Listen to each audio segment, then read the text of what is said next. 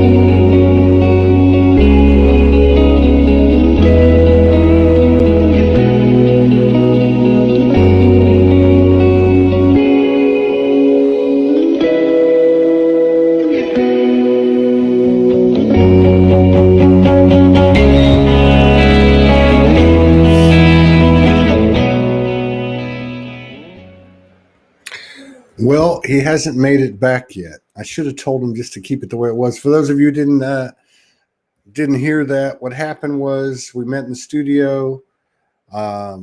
He wasn't on the screen, but his room was. His background was on the screen, and I said something to him.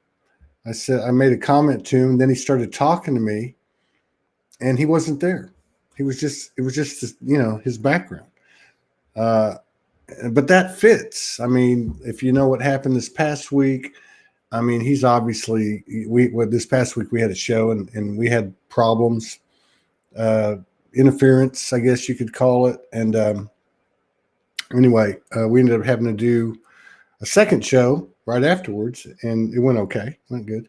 Anyway, so he's disappeared, both literally and not so literally. But we're going to go ahead and wait on him and see if he can work it out. We just had, he just messaged me. Hang on, let me see here. Okay. He's restarted his computer. So anytime we have technical issues, we always have a great show, whether it's Stephen or anybody else. I want to first say too, if you didn't catch the show this morning with Joseph Lamb, ran about an hour and a half. You might want to check that out. Joseph and I had a really good conversation. He's very galactic, 33 years old, very connected in his experience to Q, Trump, the white hats behind the scenes. And of course, I go in with a very objective, neutral standpoint. And we had a really good conversation. It was very respectful. There was some good information that came out of it. And this is all of these shows are provided as a free community service that's supported and facilitated by many contributions every month, mostly small contributions, and they all add up. So I want to say thank you for that. But what I was going to say is these shows are a means or a platform so that we can all move to higher levels of discernment, alignment, expansion, and growth. And so I really enjoyed the experience. Oh, that's right. And his two nieces, Madison and Isabel, came on at the very end to tell us about some of their experiences with starships and their dreams for the world. So it was a nice mix, and this is how we go. Anyway, he's going to be here in a minute. He's in Brooklyn, New York, in the middle of the Matrix, in the middle of a lot of tall buildings. And he's coming on Soul Speaks 5D. But eventually, his connection will take hold. His computer's rebooting, and we'll get right into it. So what can we talk about today? Let me just say real quick, too, that Kalina Malnar's coming on in an hour and 23 minutes. Is that right? Yeah, hour and 23 minutes. And she's always high-powered. So that ought to be interesting, too. It's a very powerful day, 11/22/2020, or you can say most parts of the world would say 22/11/2020. Okay, here comes Stephen. Okay, I think we're going to be okay here. Let's see what happens. Boom. How's that? Dude, wait. Yeah, you're good. Wait, I like this. So you got some Egyptian stuff there. You got some Indian stuff there. Well, looks like I'm frozen. No, you're not frozen. We can see you. You're moving. Oh, okay. But at least you're on the screen. You weren't before. Yeah. Which was trippy. Exactly. Which was trippy. I don't know if we should use the big one or the little one. I guess we'll just. Yeah, we want to see your face. Well, as long as it's here. I told everybody what happened. So we just had a show with a guy named Joseph Lamb, who's been hanging out with us a couple of years, and I asked him to come on. Big Q supporter, a big Trump supporter. We found out that he's also very galactic. So his perspective was very interesting and a great segue into this show. Nice. But, we talked. We had an open discussion, open-minded discussion. I try to represent the neutrality of it all. Sure. He absolutely abided with it, and he, in terms of being neutral, but he also said that as part of this evolution of this planet, this is what's occurring, and he wasn't really like saying burn the bad guys. He was just saying this is happening. You know what? I want to start there. First of all, thank you for coming back, and I look forward to many, many more collaborations with you. Brother. And are you sure I'm still moving? Because I don't see myself moving on the stream at all. You're moving. Okay. You're good. Weird. All right. Yeah, you're good. Your signal's good. Be smiling. Yeah. No, you're good. You're good. It'll freeze every now and then, but you're good. Okay. So you know what you might do in the future is, where's your modem at? Is it in the house? It's in my bedroom though. Yeah. Yeah. You know what I did, because I had that problem a lot. What I would do is I would go to whatever, Walmart or whatever, and grab a 25 or maybe a 50-foot Ethernet cord. Yeah, and that usually will take care of it. Anyway, but it's weird because I do Zoom and everything else, and it doesn't freeze. Well, that's because you're on Soul Speaks 5D, man. That's what it's no BS. It happens all the time, and somehow or another we push it through. I mean, used to we get knocked off, but as time went on, it always seems to work it out, and that's why I said, and that's why I was saying that, I just forgot what I was saying because I just saw this. I saw Xana wrote no Walmart in Brooklyn. I saw the same thing. I know. I don't know what the hell I was thinking. I'm over here in a town of 20,000.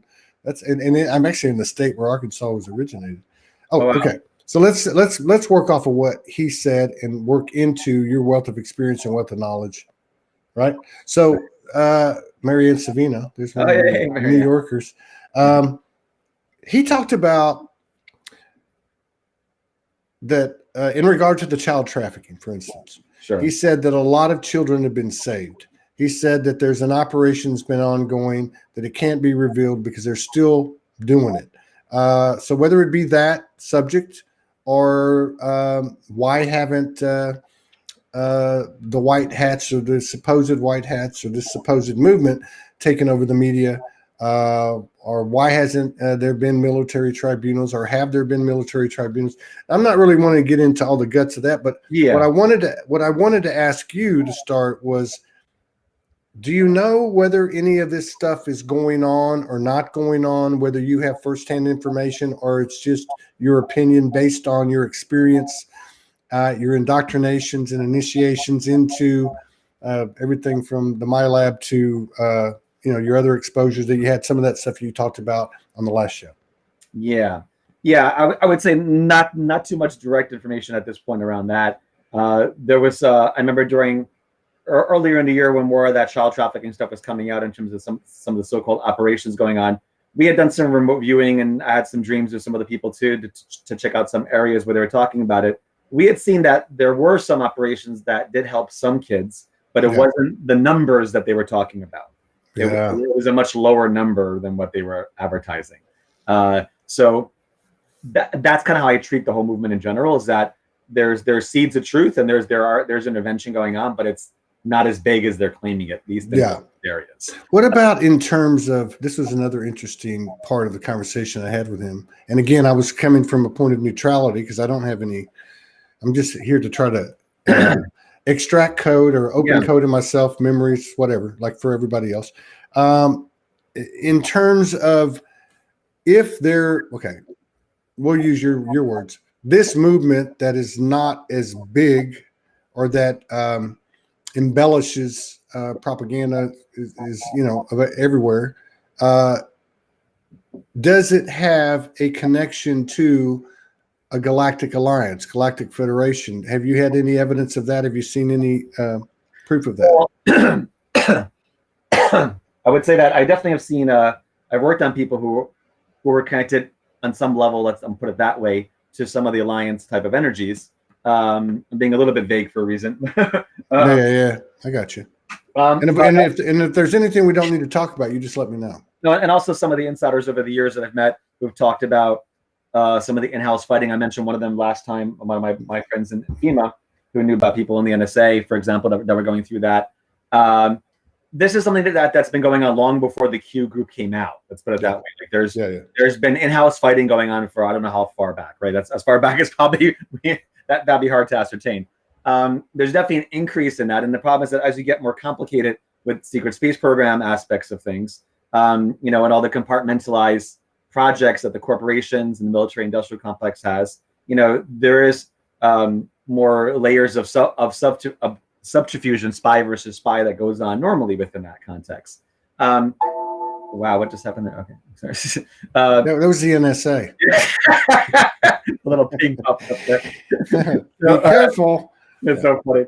So some of the, there were specific things that had occurred. I'm trying to think. Like for example, earlier this past year, there was one guy. This actually may open up in a whole other Pandora's box of conversation. But it's okay. Whatever you want to do, wherever you want to go with it. Yeah. Because there were a few MyLabs that worked on who were indirectly connected to these types of projects. But in order to go into that, we have to go into the idea of understanding clones and how clones are also being used in some of these projects. If you want to jump into that avatar clone type stuff, I don't know. Because this is virgin territory for Soulology. So we just want to let everybody know that if a lot of people are just joining us, and I just want to say this.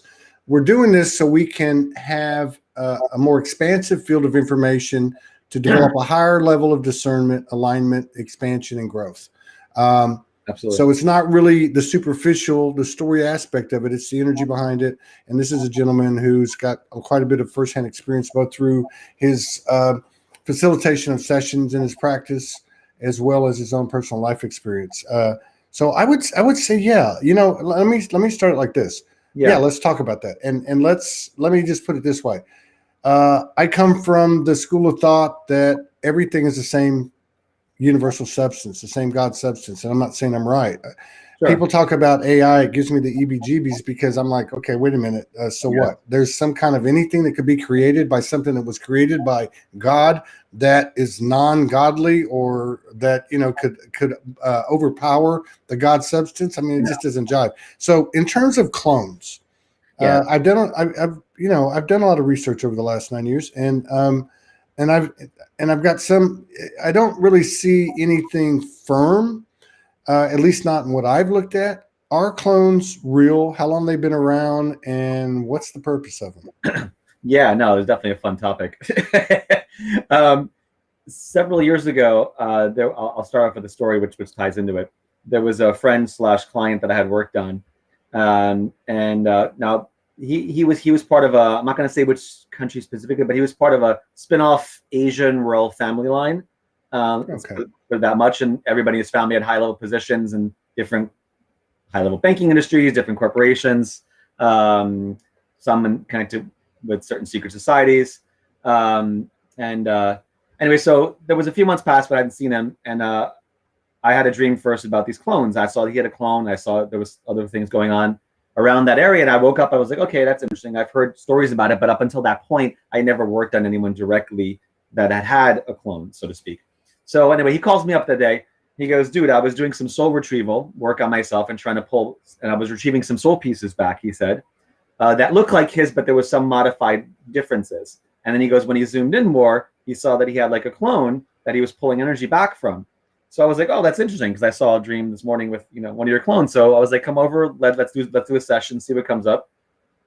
So as soon as we get in there, I see it so clearly. I see his clone like laying in like a stasis like pod chamber. It wasn't active or awake, but they were using technology to kind of hook into him, because the DNA between a clone and the person they're cloning, obviously it has quantum entanglement potentials there. So one thing that they've done with it is that they've devised a way to try to pull the person who they made a clone of out of body when they're sleeping, for example, out of body, and to wake up in your clone body or be brought in there, because your astral body, when it's coming back in, you know, it makes sense, because it's almost like getting two GPS signals for the same car. You know? So this is interesting. It gets really wild. So yes. Anyway, so before I go into those details too much, but basically in that example, we were seeing that they were kind of using like a techno voodoo doll purpose, where they were trying to program his astral body while he was in this clone while sleeping, or like torture it and do messed up stuff to it, so that he'd wake up all traumatized and have this other imprints in his field. Very, very crazy shit. Let me, because you're like blowing this thing open. Okay. Yeah. So let me ask you a couple of questions, just so I can stay grounded and on behalf of the audience as well, stay in a level of comprehension where we're not getting fragmented pieces. All right. So number one, obviously with your experience and your understanding, this is something that's real. Two, my first thought is, so you mean to tell me that with all the genetic manipulation, the history on this planet of hybridization, basically. Sure. Okay. That the shit's still going on. Okay. Yeah. That certain elements are still utilizing it in a non-benevolent way, or let's just say a way that's self-serving. Then my third thing is, in terms of when we go to sleep, or when this guy went to sleep, and he starts to go out into the astrals, this group or this energy that is doing the cloning has the ability to grab that energy that is his astral body. Yeah, and just to clarify, I'm going to finish part of that story, because it gets more grounded and will make a little more sense for you. Mm-hmm. So also in the middle of that, when I was trying to remove you, like which agency or what corporation or group is involved in this, because I was curious since it was my first time I saw this. Now, since that, I've seen it many, many times, unfortunately, with a lot of people over the years having this similar situation going on. So it kind of, it just re-embedded itself on multiple occasions. So in this case, though, I saw that it was Booz Allen Hamilton, that famous, defense contractor. They were the first time they really popped up on radar in terms of working with people. I usually have other agencies pop up, and I was like, oh, interesting. So as soon as I told him that, he freaked out. He goes, dude, do you remember my friend? I remember his name. That he introduced me to one of his old school friends that he grew up with. And his friend of his was working for the FBI, which I met him one time there, and he said that.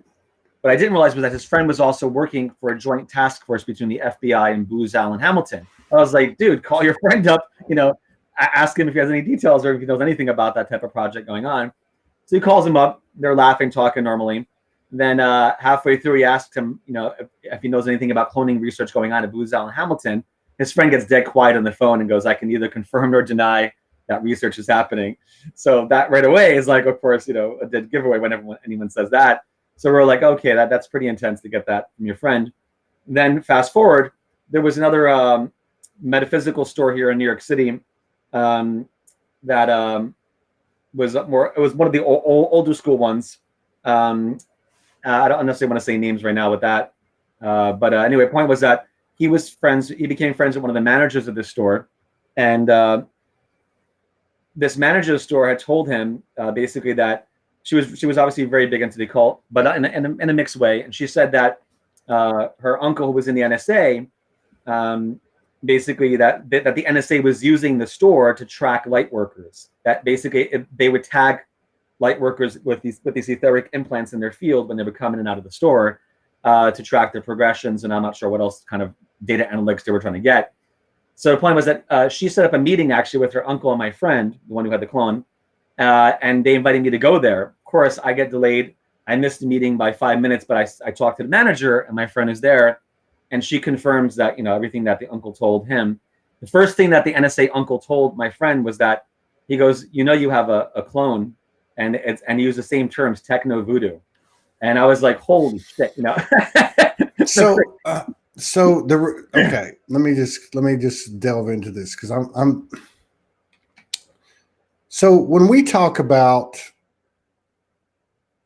well, how do I put this? When we talk about what's been going on in this world, and we're talking child trafficking, and we're talking the cabal and the Federal Reserve and the two-party system that's really one, and all this other stuff. What you're telling me, or what I'm getting from you, which I've seen this through the research, but this is firsthand, there's actually a whole lot more going on behind that's a lot more potentially nefarious or negative or whatever you want to call it. So let's just make that statement. And and B, okay, because I'm real careful and sensitive to fear-based frequencies, and I know that's not your deal, but like even if I leave my body at night, somebody has access to it. I'd like to think when I leave my body at night, I've got all my shit together and I am the supernatural badass that I am. Sure. But I do know that there's been periods in my life when I was getting commandeered and I was getting dominated, and I was carrying my faulty belief systems into the astral and being controlled. But I guess what I'm trying to say, and where I want to take this to, is for every bit of that part of the reality, there's another side to it as well, regardless of what plane we're on, what dimension, what level we're on, fourth dimension, fifth dimension, whatever. I'm just saying, we're the good guys. Oh, absolutely. Oh no. How are they combating and how are they potentially neutralizing and negating this type of stuff behind the scenes that we don't know about? And just making that even more personalized. I mean, for me, when I started seeing that happen, not only to him, but also to multiple my labs over the years, and then and even to myself, which is a whole longer story, I had to develop strategies against this as well, just to work on a grounded level. So, the thing is that when you have different teams of angels and spirit guides, they'll help you out with whatever question you want when you're really in tune with that higher aspect of yourself. And especially in these more deeper shadow nested areas, light does want to infiltrate more and be able to transmute. So the support is there. You just have to really ask for it on a higher level, right? So, and sometimes, it took a while for me to figure out some of the nuances, because as I got deeper into looking at different specific situations with different people that had these clones going on, there were variations of how they would try to pull the person's energy to the clone. It wasn't just about astral body being put into the clone. They were doing that quantum entanglement kind of swapping idea, where they were basically pulling energy, certain soul gifts into the clone, because part of the idea was that they wanted to weaken the star seed from developing into their fuller power. So if they could divert it to one or more clones, then it creates a fracturing that makes it harder for the person to ground what they're supposed to be anchoring. That can all be counted. Anything I say, everything I say has a remedy to it. So right, that's through and I guess ultimately through a person's personal communion or connection, and relationship, evolution with their higher aspects. Yeah, and so like when I'm doing hands-on work with them, so there's certain techniques where you work with the tree of life, because a lot of times they'll either be like chakra pieces or pieces from the tree of life that overlays the body that also is replicated in the clone that you need to kind of pull energy back from. So the angels and guides can help you basically retrieve, just like a shamanic journeying process, except you have a target, which is the clone body in this situation, and you basically build an energetic bridge, which is already there usually, because that's how they were siphoning to begin with. So you first kind of see, are there like what you can visually look like tunnels or tubes or, like extraction structures, and you basically reversing the polarity. So you're pulling back what is yours, and you're closing up those gateways that allow them access to you anyway, that you don't want anymore. And you can also ask the angels to pull out more of the life force energy, from that so that it doesn't have your signature anymore on it. And Right. a lot of these clone bodies don't have the longevity as our own bodies do. There are some more advanced ones that do live longer, but when they're doing it for this type of purpose, it's not like they are going to last, so long. So you can actually shut these things down, and if you work. Yeah. No, I totally get that. The thing I'm resisting is I spent a lot of time coming into a wider expanse of neutrality, and right now the old fires of getting pissed off and want to go kick somebody's ass or getting flamed, which I know I did a lot of in the astrals and dream state over the years, and I think it's calmed down there. But yeah, but I knew this. I mean, I'm just wanting to continue to follow the guidance and the synchronicities and the rhythm of what we're doing here at Soulology. And this, you coming back right after Joseph was a perfect segue. So what's the purpose of, go ahead. So far what I mentioned is more about how they're using it to kind of divide and negatively affect, say, people that have been taken in certain projects. But in terms of secret space program, and other people have talked about this too, like kind of like the Avatar movie, where there are people that have clone bodies that are in other facilities off world, say on the moon, for example.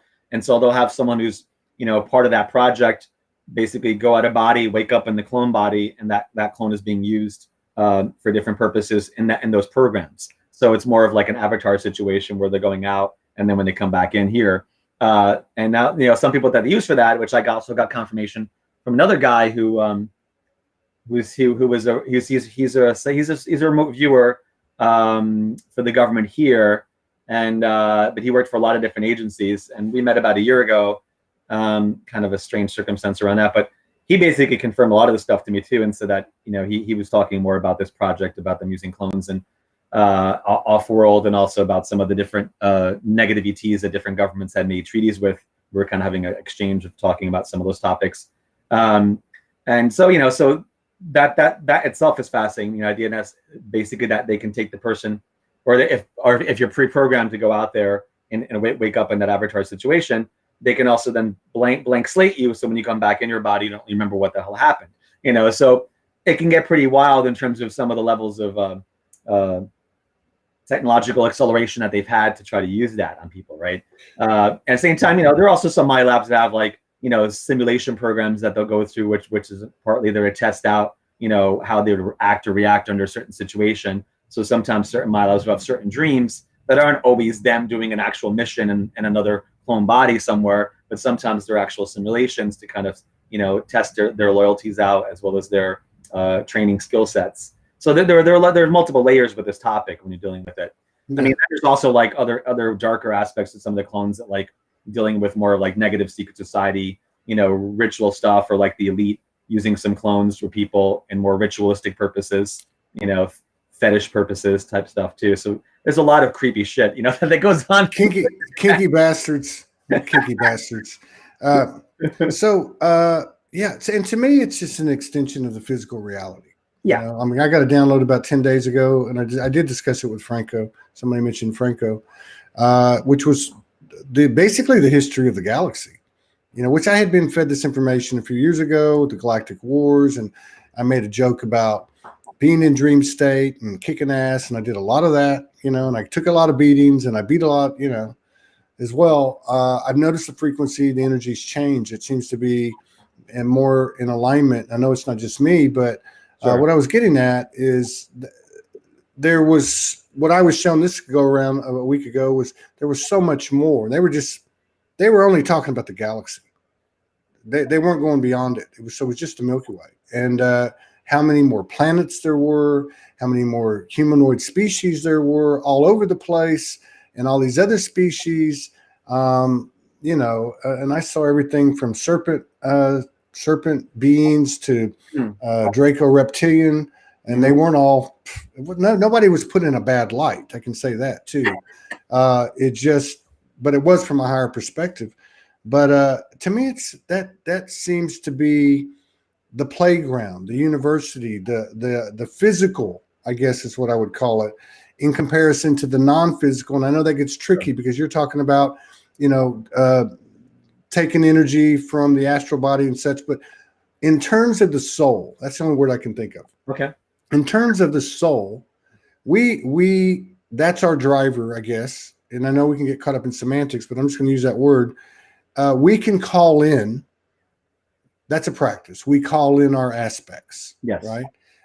We can do that all day, every day. I mean, is there any other advice or guidance you would give in terms of maintaining our field of energy that is us and keeping it fortified? Yeah. I mean, it's one of the reasons why I started doing like the regular work. And I know not just with people, but also in group situations where I'll do group meditation activations during new moon, full moons. And then during the beginning of COVID for the first few months, I was doing like weekly Zoom meditations to help people download so we can channel together energetic solutions to the new pollutions that were coming up, because there were unique kind of energetic constructs that would be thrown at a lot of people collectively, and light workers especially, to try to negate their own higher connection. It's all about divide and conquer. You see that on the basic level all around us. It's the same methodology, just applied through technology, and some of the magical rituals as well. So we have to do the opposite, where it's about unifying, opening up the heart chakra, anchoring into the core of Mother Earth that is beyond any of this distortion fields below us. But the idea is that we have to, like, it's almost like a feng shui idea on an energetic level, where you have to really focus on each direction. And for me, I work a lot more with the Kabbalistic systems and Egyptian systems. So there's the Golden Dawn had come up with a basic ritual they call the banishing ritual. The Golden Dawn, that was that group in England, right? Who was the key? Oh, the Golden Dawn goes back. I mean, like turn of last century in terms of being like a magical. Yeah, I remember. Keep going. You just there's basically there was another version of I developed. You're basically calling on the archangels of each of the four directions and above and below, while drawing a pentagram in each direction to create like a firewall around you and above and below. And you call them different god names in Hebrew that relate to the different angels. So basically, there's also an Egyptian version of it that I also teach. I do, where you're calling on different goddess energies of the directions. Because what you want, you're basically creating quality control and a higher like filter system around you that helps block out the negativity and lets in more of the light and love energy, right? Yeah. And at that point, there's a higher vibratory space that's created, where then you can, buffer out some of the other background noise that you don't want to be bothered by.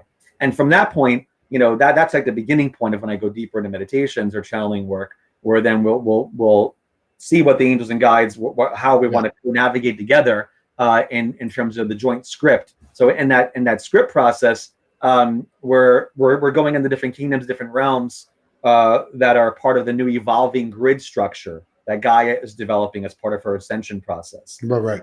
In that space, you can then zoom out better and tune in more to your galactic brothers and sisters.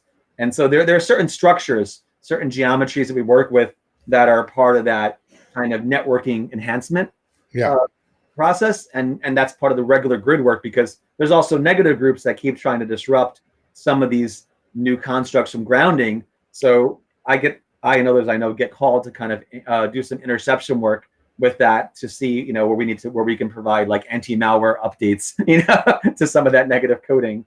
Right on. Yeah. Which in between is this the field of friction where I guess things get expanded and created from. I'm going to use myself as an example, not because it's me, but because I know it firsthand. I've never really been one to and I know a lot of people are, and I'm not saying I'm right, but I've never been one to protect myself, right? Like to do rituals and such. And that may have been the hard way. I don't know. But what I'm getting at is from the very beginning of my reawakening, which was very full of divine episodes, including apparitions and so on and so on. There was always a lot of opposition and antagonistic energy around me, which mostly was experienced in my conscious awakened state. And we're talking the police, and we're talking gangs, and we're talking, a lot of unsavory situations. But as time went on, the presence of anything energetically dark, certainly anything in the non-physical, because there was a lot of that activity, became less and less and less. And it became less and less and less in my human awakened experience, but that was through making better choices at a conscious level. Now, I don't know how this is all related, but what I'm getting at is it seems to me that I don't run into the distractions and the distortions anymore, and haven't. It's been a very solid ascension, and as I've gone up, so to speak, those things have feathered away. I don't think that that's unique to me. Is there anything that you know in regard to what's happening in the collective of what I describe? I'm an individual, a micro of it, but does that follow suit, in your opinion, or from your experience, with what I'm feeling for myself? Well, sure. I mean, as a principal, I've met other people over the years who've described similar to what you're talking about. And I think there's several factors involved. I think one depends on your karma and your dharma. First of all, what you're attracting and what game you chose to participate in to be of service or to eliminate. And what kind of tests and challenges we attract or get caught in, so to speak, is still part of there for reasons ultimately for our growth and for our healing. Even if it's messed up, it's not to justify the perpetrator's actions against anybody, because there's also too much of that going on in the New Age movement. Sometimes I see where they try to only put out all the responsibility in the person that's getting victimized or abused, and don't do enough about it's almost like distorting the idea of the secret story, oh, you create your own reality, so therefore we shouldn't focus on it because you're going to make more of it. And so of course there's seeds of truth in that, but we also need to be able to bring light to the subject to heal and transmute it, and also invoke divine justice, because a lot of these dark groups rely on the fact that so many light workers don't want to know that they exist. And that so many light workers, it's like a split between the worlds, above and below. So we're anchoring heaven on earth. We have to be able to dredge up all the shit that's hiding underneath the rock, so we can create a foundation that's more permanent for love energy to be anchored, which means really facing the deepest fragmented parts of our psyche, of the collective psyche, that maybe different light workers have incarnated to infiltrate it and kind of take on part of that fragmentation and pain and trauma, so that they could be a bridge for that positive coding once they have the solution, to their own challenge being experientially realized by them. So it's so there are different people that are way showers and in different sectors of society, right? That are part of the starseed light worker movement. So in those situations, you may attract different scenarios that are there to help both further illuminate more of what's happening in that area that you're volunteering in, as well as in your own and personal journey. So for me, I mentioned this last time too, every time, I would get hit by something, it's always an opportunity to see, okay, where is the back door that I need to still heal? Where is there weakness in my field? Right on. Is it reflected? Is it bouncing off of past life trauma that I haven't healed yet that needs to be, transmuted? And that's the first thing I have to work on with people, because it's pretty much all the time it happens. I thought you fell out of the chair.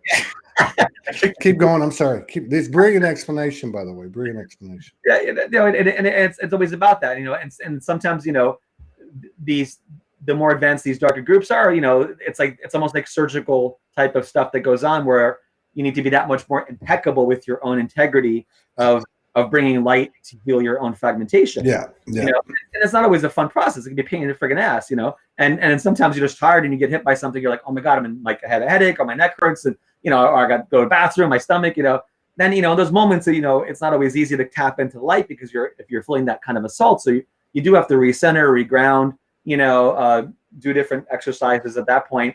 And I also have friends I work with too. Other healers will help each other out because and when you're on this level of the work also, you know, it's really important to have allies because you can get overwhelmed if you get too many, you know. Well, I'm like fighting the tiger a lot. So there's certain the tension I'll get because, you know, I just get directed to intervene. On taking down much bigger grids that are negative, and that pisses off some of the groups that put it there. So sometimes they'll try to target maybe because they're like, oh, I can relate, and I'm just saying that, and this is why I wanted to continue this conversation, and we'll want to continue it after this show with you. Is so for me, it's again going back to the micro example. Is it happening in the macro, in the collective? Oh yeah, sorry. Yeah. I have this intuitive knowing that as time has gone on, I do also feel that when I connected with Morgan 5 years ago, that my ascension was, you know, my power was building, my knowing was building, my any external threats or whatever you want to call it, opposing energy was lessening. And I knew that was all on me. But then when I came with her, where two more gather, it became even more. Now we had the same type of characteristics on our journey. We had a lot of obstacles and a lot of physicalized threats to the relationship and all this stuff, right? So it was the same pattern, but there's a knowing. It's like, okay, if I put it a different way, I realize, and I always have, that they know who we are, right? They know who I am. I'll just keep it in my context. But I'm at the point now where I'm like, my curiosity and my intrigue is, well, they know who I am, but they can't F with me. And that's interesting. Yes. Right. So where I'm going with this is maybe you can fill in the blanks of why is that. Now, again, we're just using me as an example, but I see it like I can feel the force of what's supporting me grow, like God's greatest army. You know, I can see Morgan's field, same thing, grows. So is that part of it? Is there something else to it? What is the literal interpretation of being in that state of knowing? Because I know I'm not full of shit, and I know there's plenty of other people out there like that. I think you're describing it well in that sense. No, yeah, because the idea is that the more whole you are, and the more you are consciously maintaining your energetic hygiene, as well as your emotional, mental, physical hygiene, right? All those things kind of sync up together. You know, any one of those things, if they're out of alignment, can be used as a doorway to access you if it's a high enough or smart enough, you know, dark worker. So, but the point is that we have natural firewalls. We have people have different kinds of natural shields that we're born with. Other shields form in time depending upon work you're doing, as well as gifts of grace from the angelic realm, from your spirit guides, from your soul. So there's certain things that are kept, you know, that are really relevant or pertinent to a specific person, you know, on an individual case-by-case basis. As a principle, what you're talking about is totally valid, which is what I'm saying before, is that, you know, the more you heal your own, you know, inner fractures and deal with your own shadow work, then there's less space for the negative projections to attach to, which is important for it to anchor or saturate deeper into your body. There has to be points, you know, that are openings or similar points of vibration that will be like a magnetic kind of pull for those darts or shadow structures, you know, and or spells or curses, you know, different things like that, or like negative thought forms. You know, there has to be some kind of space for the negative thought form to anchor into if it's going to stay, you know. Right. But you know, so sometimes, you know, you can be thrown off in a simple way if, you know, whatever, if you're sick or you're tired, you know, whatever, you know, or you have repressed emotion from your childhood, or, you know, parental issues that are still coming up you haven't dealt with yet. You know, deep inner child healing is so important for a lot of this work too, you know, just in general. So I would say no. I mean, good. I would say I would just give thanks and gratitude if you're not getting the harassment. That obviously you're doing something that's right on your path in a sense of, maintaining that level of constitution, and, and your team and your angels are looking out for you extra time, you know, and I would say for sure, I'm on experience too. I'm working with people. There are certain, you know, negative individuals that were, you know, doing dark magic against myself or other friends and clients, you know, and then we have to kind of. Well, you're out there asking for it for the last 35 years. I mean, yeah, I'm kidding. I'm not. I mean, that's part of your. It's Now, part of now the. I was part of Michael's team on a higher level. One of my Yeah. But I want to just make sure that you answer this one question and then continue with what you're talking about. We should have Pamela Johnson on here. She's knee deep in this for many, many years. She's making some great comments. So what I described to you on an individual level, what's your take on what's happening on a collective level? Now, the reason I ask this is because even though I've watched an evolution in the lightworker community where it's not just fluffy love and light, right? It's not like, you know, my head's in the sand like an ostrich and, you know, it's only the light or up my ass, whatever, right? But anyway, it's Sunday. I'm blasphemous today. So, but there is a narrative out there in the lightworker community that it's an ascension, and I'm not saying that I don't believe this. What I'm trying to say is, in your experience with what you've been privy to and what you've experienced, do you see this ascension occurring as it's been described in these circles and people have downloaded? You know what I mean? Do you see this happening, what I'm describing that's happened to me on an individual level? Sure. Yeah, no, I mean, I would say definitely that, you know, one of the main reasons a lot of light workers are here is to hold space for that timeline where the ascension is present in our lifetime. It's not about, you know, future lives anymore in the sense of like, we're going to wait till it happens, you know, 100, 200 years from now. This is in our lifetime where we're for that. It's that we have challenges to it because there have been a lot of attempts, especially since COVID started. And last year, there have been a lot of attempts to hijack and distort and delay that timeline.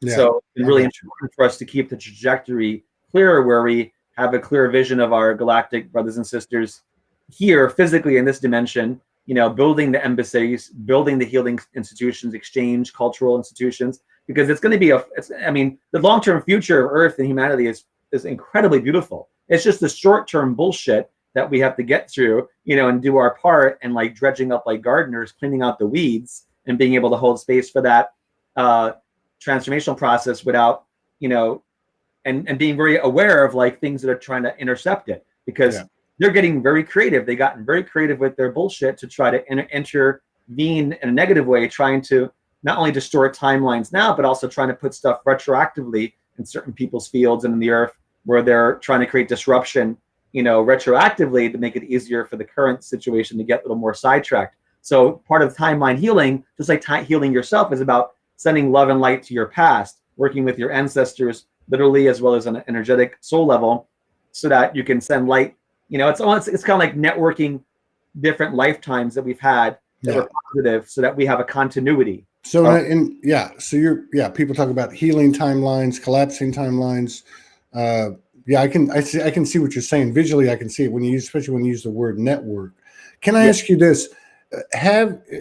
In terms of what skills and abilities, we'll just use those terms, that you have discovered, cultivated, nurtured, and expanded in yourself. And I'm talking about remote viewing and anything else that might be considered, you know, supernatural or whatever you want to call it, beyond the old human perception. Have you utilized those things in your own personal to gain more knowledge, more wisdom? Have you used those things I know you utilize them for other people, but have you utilized them for yourself? And if so, which ones did you use and what were your results? Well, I mean, in order to help anyone else out, I have to help myself out first, right? Right. So in especially earlier days, I was working more with my Kundalini and more with the chakra systems. That was the first thing I got involved with. I mean, you know, like 30 years ago, was about 30 years ago, was, you know, at that time, you know, going to different like gurus, different workshops, getting Shakti Pod, you know, different Kundalini meditations, chakra meditations. as much as I could digest that I was doing at that point to build a foundation, and which to me is really important, that we build a foundation as continuity of like the discipline process where you are regularly doing some type of practice, because especially nowadays, especially in the city, you have to have more essential to maintain that your energy field and the consistency of your attention on your energetic hygiene and mental and emotional. So early on, with some of the early Kundalini activations, I had a lot of powerful third eye experiences. And I started mentioning last time on the show when I remembered how to get involved with connecting to the sun, doing solar gazing, and had these experiences with these solar beings that were coming down in the sun. That blew open my whole perceptual field about understanding that galactic beings are not just aliens on the planet, but that there are higher dimensional souls that have evolved to the point where their soul matrix creates a plasma light body, and they can dwell on what we call stars, because stars are very different on a higher dimension than how we perceive them here, and have a whole other function. So the idea that there's this limitless level of creator's expression that's been manifest in so many different ways through many different forms of creation, so the clairvoyance, definitely was my I would say probably my first strongest opening in terms of third eye viewing. Being clairsentient and feeling, I have Cancer rising, and I was always kind of have really sensitive with energies to begin with, and clairaudient, I would say different times for sure. Working with the higher beings with like telepathy, that's more my communication style anyway, is after I create a certain vibrational space around me, I usually also play certain music, different world chant music that I use is like my own little Pavlov response, kind of trigger that brainwave state. Oh, I got you. And then when I go into that altered brainwave state, then I can start seeing and feeling and hearing the different beings that are coming in. Now, it doesn't mean I see everything or feel everything, because everybody has their little blind spots at different times, depending on what you're doing. But the point is that there is a surrendering process and balancing of your inner male and female. That's also important for that, so that you can know when to like emanate, when to receive. It's like breathing, where you're expanding and contracting. So early on, I also had different angels that were appearing to me at different times and were showing me different things. And then that's why I started going deeper into the Kabbalah and the Tree of Life, and developing different meditation processes with that, because I found it to be very powerful, and it was very familiar to me from past lives, which was also a huge thing. I started remembering a lot of different lifetimes, and then also meeting a lot of people over the years that were part of my star family, soul tribe, and we'd fill in each other's memory gaps or trigger each other's memories from other lifetimes to kind of come. Yeah. You're not still mad at me from that one back in, way back in the day when I got us in trouble and we got arrested? I'm just kidding. I'm joking. It's funny because sometimes you meet people like that, you have this like, that like, wait a minute, I like you, but I don't want to smack you. Like, what's going on? There's still like that charge, and it's important if they're open to it to help heal that, so you can kind of transcend that. Yeah. And there's some people that run away and you don't want to deal with it, don't want to face it, and then it's like, okay, well, next time maybe on a higher level you can do it. And there are times we need to really, team up together and like delve into, especially if you have certain lifetimes that may have been in more historically relevant time periods, and there are a lot of people that were from like not just from like Egypt. I had to do a lot of stuff in ancient Egypt, and then a lot of other people I knew from like the days of like Camelot and like the King Arthur days, and that's all. Yeah. But, when you start, all I can say is there must have been a 3,000 or 4,000 nights, because I've met so many men. I don't know if it's their ego or what. Like, I was a knight in the round table with you. I'm like, Jesus Christ, there was a hell of a lot more than 12, It was like, or what? I'm kidding. I'm having a little fun. And army's going to be more than 12 too, right? Yeah. And I know I met you in Sedona. You were called to Sedona, and you did some work there. I believe you did some with Aurora Luna and maybe some other people. Yeah. But what I'm getting at is you have a pattern. One of the patterns in your life is that you work with other people to do this type of work. Now, we talked about this when we were in Sedona. Sure. My wife and I, we got a heads up when we went over there. We kind of knew some things that were happening, which actually fit with what you were doing, because what we were shown was we were part of pulling together certain frequencies, which were physicalized, either androgynous or couples that were the same frequency as we were, and that this energy would be pulsated out from epicenters such as Sedona. You were actually opening channels with some of the people that you were collaborating with. You were kind of like opening pathways, and that's the way I saw it.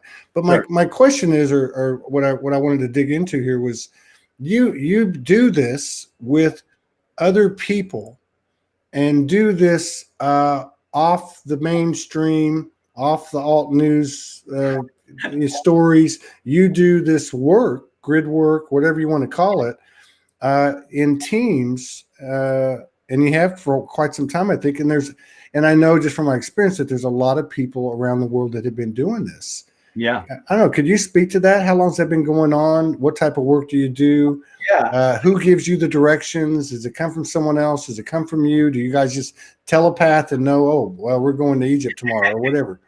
How does that work? Yeah. I mean, honestly, over the years, it's also varied because there were certain larger events or more ahead of time. For example, back in '97 was the first time I started doing some grid work, which is the same time I was taken to that base of state. So that's also interesting in itself. As soon as you start coming online to the stuff, like I run into the other dramas. But back then there was a 3-year plan that I was shown. We had to activate certain points that were part of a Orion Stargate kind of activation series that was opening up positive Orion gateways to kind of replicate some of the energies that need to come down here, because Orion is a very interesting constellation because it has some of the highest light and highest dark in terms of ET civilizations that are there. So, we found it important that we need to create a counterbalance to some of the darker, like Temple Set or Set energies that originate from Orion on the dark side, and connect more to the positive Osiris, loving energies, and higher Phoenix energies that were also coming in from Orion.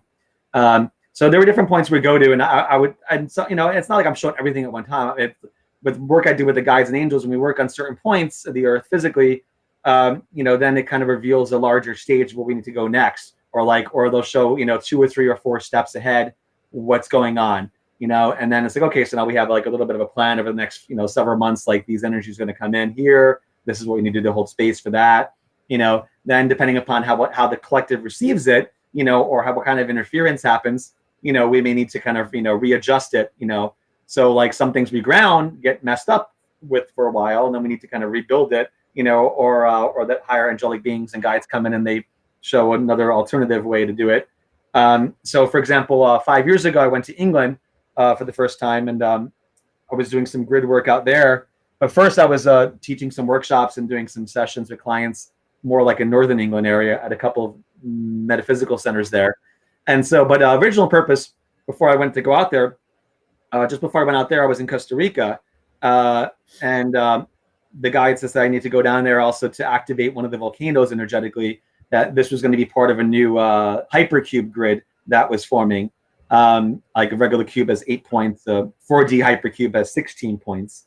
And that this is one of the new geometries that Gaia was creating in her auric field that was part of her new light body, part of her ability to anchor more love and light and time, was creating a new geometry that is able to interact with time differently than the current structure that she had around her. So this hypercube field, which has 16 points, one of the first points we had activated was in Costa Rica. And then the second point was in England, in between England and Wales. There's a point, at first I didn't know where it was. I was doing remote work with a client who also was connected to a center in England. And when it came in really strong, I saw this like X marks a spot on the map, but I didn't know it wasn't a map. So I'm like, okay, let's get a map out, see what this point is. And it was a point that was right between Wales and England, that was called Stipper Stones. Very obscure natural site where it's the only natural formation of quartzite rock that comes out of the ground. And it looks like a playground for the giants. Like this place should have been in Lord of the Rings. It's an amazing location with all these amazing rock formations that come out of the middle of nowhere. And nobody had met over there and who lived in England even heard of this place. Wow. It's funnier. So I'm like, oh, we have to do a journey to activate this spot.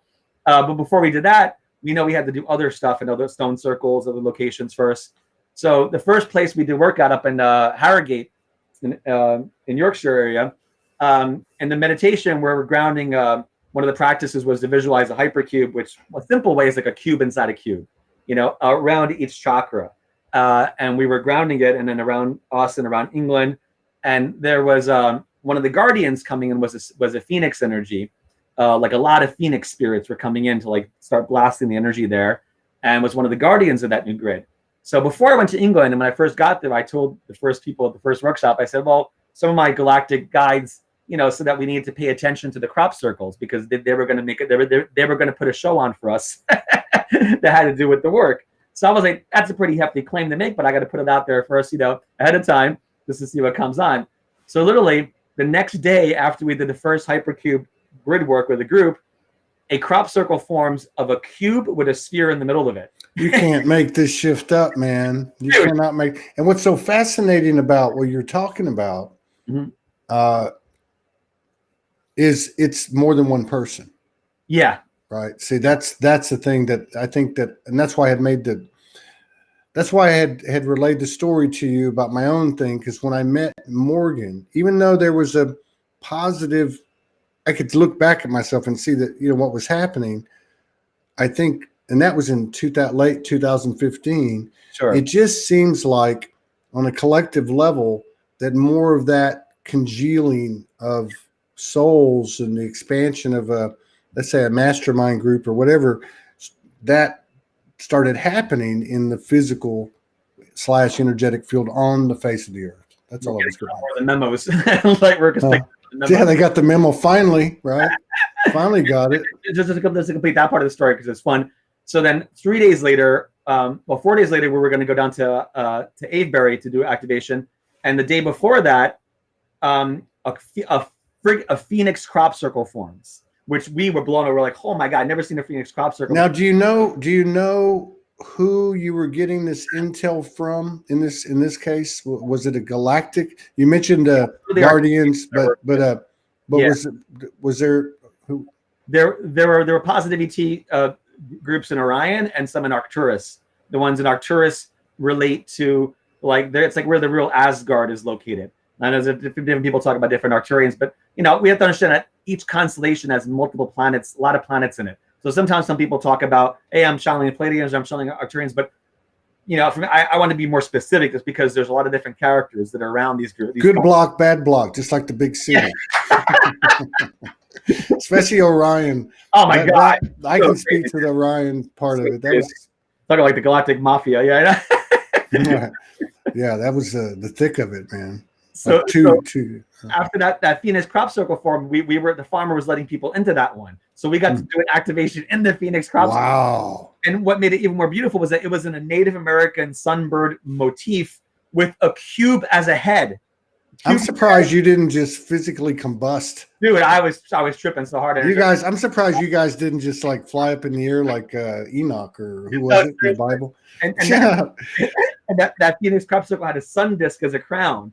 And what made it cooler was that the very first grid work we did in '97 was in Cahokia Indian towns in Illinois, where that Indian tribes worked with the sunbird, and they had sunbird medicine men, that were part of their philosophy and part of their system of work.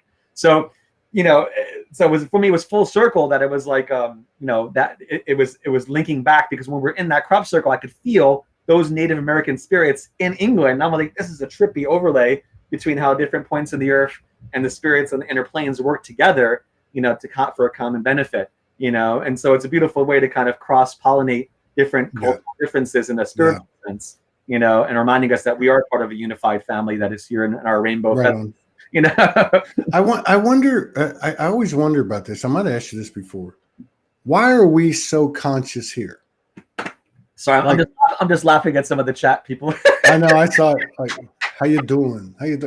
Did you take care of the thing with the guy? These are the Orion. But why? I just wonder, why are we so conscious here? I love what you said about the network, our personal network, where we're healing ancestral or healing other incarnations that we've had. So I thought of that, like I saw the network. I thought, oh, okay, so that's a central point. Yeah. And maybe I just answered my own question, but I look at it on a collective level. I just know from my own intel, my own experiences, because I've actually been shown like this isn't how it works on other planets. Other planets, it's a whole different game. There is no smoke and mirrors, and I guess you can choose to go places like that, whatever. But sure, we're doing this collectively. Nobody has full recall. Nobody has, you know what I mean? Like you said a minute ago, everybody has their blind spots. yeah. And I just find that quite fascinating.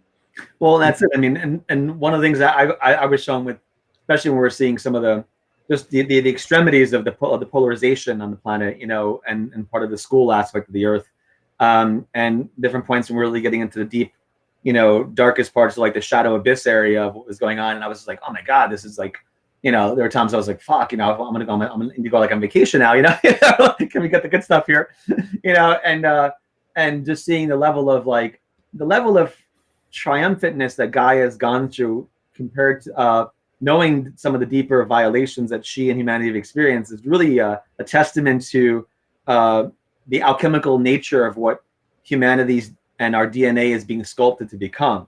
Wow. And that's something to really, really be mindful of in a good way, to understand that, it's like it is like a boot camp on a whole different level in the sense of us creating that charcoal into the biggest diamond. And that they literally show you that Gaia, when she goes into her when she fully is anchored into the heart chakra 4D energy, that on a galactic level, that because she's already going into that energy, she was allowing almost like an all-giving, loving mother that kind of allows the creation, whatever wants to create with her. But she was also, now we needed to kind of delineate more and create more filters, in the sense that there was a lot of violation of Gaia's womb chakra, that was being used to create, like an example, like a lot of these genetic, creations that weren't so positive, not just clones, but also like chimeras and hybrids between animals and humans, different things were going on.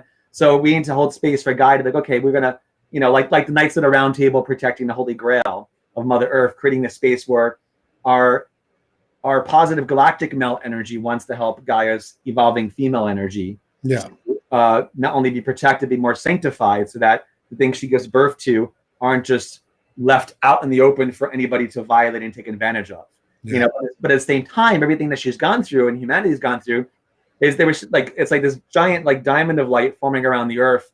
We would call it a star heart diamond, but that it was going to be, it's being formed as Gaia's, as a symbol of her resurrection, like the phoenix coming out of that abyss of all these years of such intense turmoil and turbulence, that she was developing the potent solution to so many different types of pollution that was going to be used as a standard or as a homeopathic support for other 3D planets around the galaxy that are also evolving, that they can be touched. The tip of Gaia's light sword can now reach them. Right on. Yeah. And last week I was shown that in that one I was telling you about. They were showing me like the construction, and this would have been, I don't even know, like 100 million. It was long time, but the construction of this particular galaxy, who the architects were, how it unfolded. But another thing that came in, because I was going back and forth with like, okay, what was that? Can you answer this?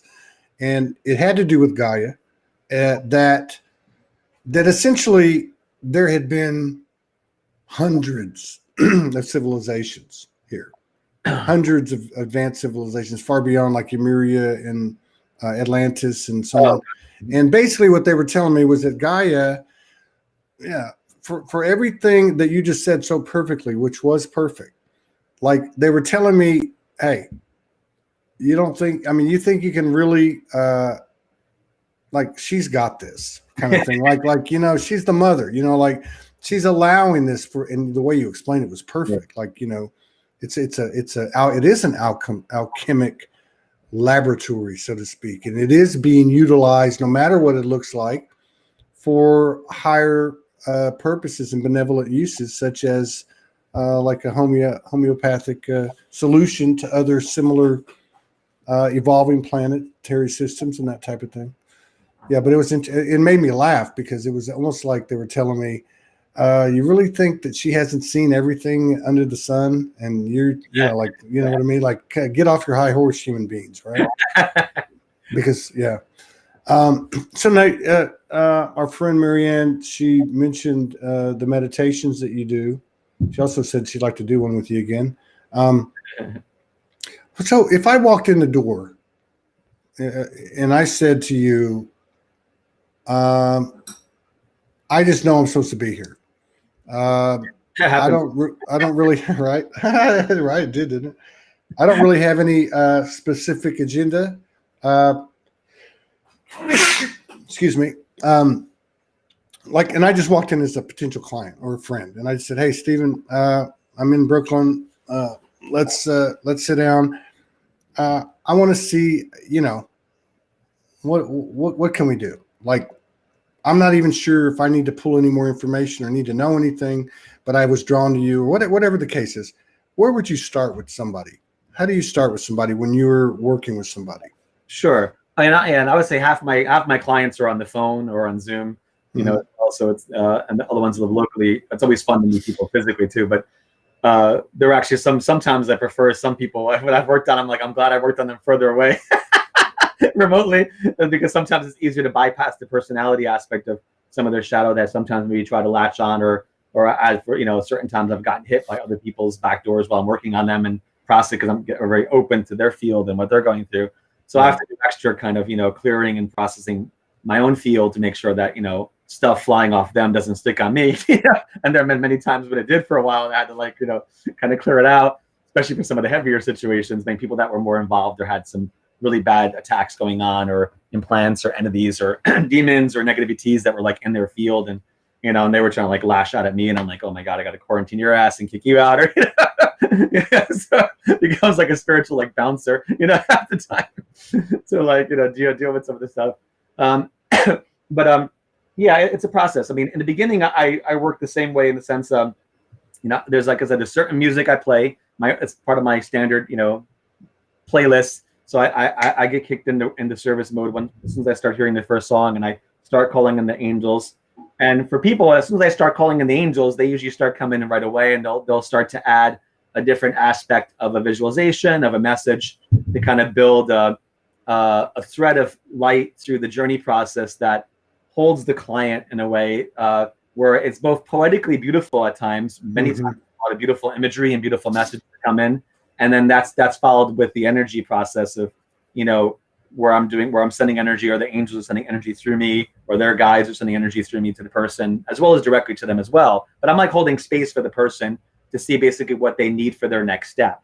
Right. So the first time working with somebody is going to be different than I work with them a few times, because it's going to be just, if I'm jumping in the first time, it's usually going to be more about first clearing, seeing what we need to clear, center, anchor, kind of like feng shui for the aura, for the subconscious, kind of like helping them to adjust, aspects of like their inner temple, their astral temple, where they can be different, maybe different symbols or things that need to be kind of restructured a bit so that they can kind of get back online more, or upgrade their telepathic connection to their own higher self, and so first is about, centering, clearing, assessing what's going on, seeing if there's any blockages that are creating a decrease. You're like a GP.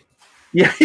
You're like a general. Yeah. Well, I mean, I'm serious. You're like because I mean, like, certain people, they have specific, like my wife has like 5 specific things that she was downloaded with, and that that she does. You're like a general practitioner. You're like the family doctor. Yeah. Hey, go see Stephen. Go see Dr. Stephen Pop. Go see Stephen Pop. And get your check. It's like, you're going to play football every year when you're a kid. And you got to go get a physical. You're the guy we got to go see, right? Yeah, but I would definitely say, like enhancing starseed connections is one of my fortes, and working with the deeper shadow work is another one of my fortes. Those are specialties for sure, because that once we clear out stuff, and and helping people connect to relevant past lives, that comes in very frequently. So what about the MyLab part? I know you had mentioned last time that was a part of what you offer, which you've explained that.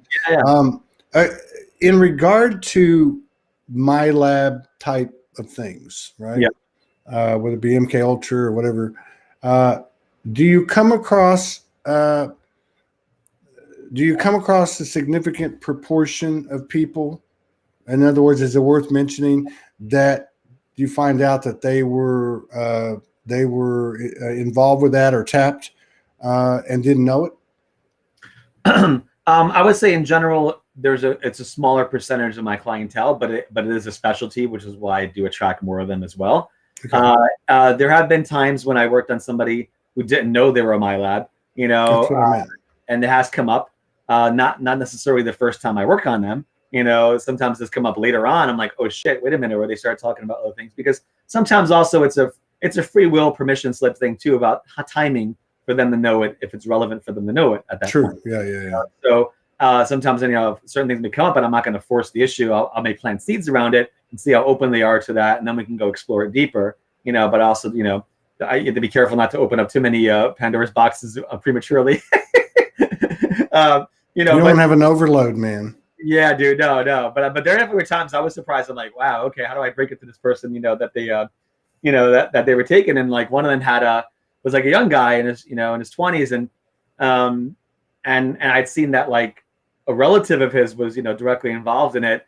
That originally set him up for his abduction, and I was like, oh, were you? I was like, I'm seeing an image of you taken as a kid when you were with the Boy Scouts, and I'm like.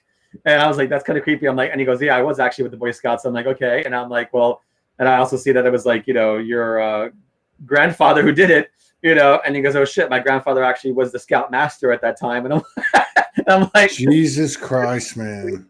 And he was, and he was also an admiral in the Navy.